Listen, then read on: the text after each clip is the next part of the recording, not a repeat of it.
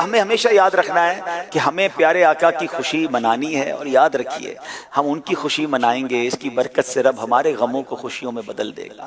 ہم کس لیے خوشی منا رہے ہیں؟ کیونکہ ہمیں ان سے پیار ہے، ان کی آمد کی گھڑیاں آ رہی ہیں۔ اور میں آپ کو صحیح بتاؤں، مجھے اندازہ ہے کہ کئی لوگ بڑی ٹینشن میں ہیں، پریشانی میں ہیں، بیماری میں ہیں، قرضے میں ہیں۔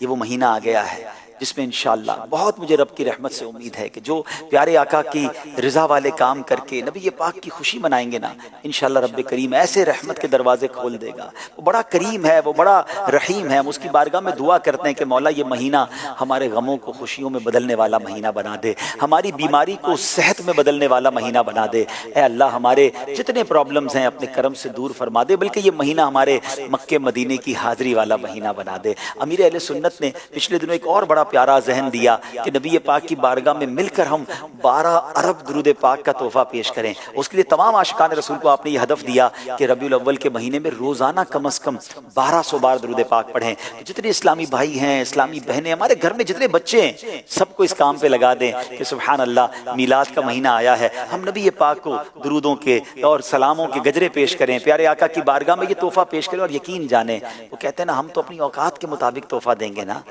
جب فقیر مسکین بادشاہ کو تحفہ دیتا ہے نا تو اپنی اوقات کے مطابق دیتا ہے، مگر جب بادشاہ عطا کرتے ہیں نا تو وہ اپنی شان کے مطابق عطا کرتے ہیں۔ تو درود پاک کے تحفے تیار کیجیے۔ اور ہاں، ایک اور تحفہ آپ کو بتاتا ہوں۔ نبی پاک علیہ السلام کو کیا پسند تھا؟ دنیا کا دستور ہے نا، جب کسی کا برتھ ڈے ہو، سالگرہ ہو تو لوگ تحفہ دیتے ہیں۔ آپ نے کیا تیاری کی ہے؟ آئیے میں بتاتا ہوں پیارے آقا کو کیا پسند ہے۔ نبی پاک فرماتے ہیں جعلت قرۃ عینی فی الصلاۃ، نماز میں میری آنکھوں کی ٹھنڈک رکھی گئی ہے۔ اب بتائیے نا، ایک عاشق رسول میلاد بنانے والا، اس کی نماز کیسے قضا ہو سکتی ہے؟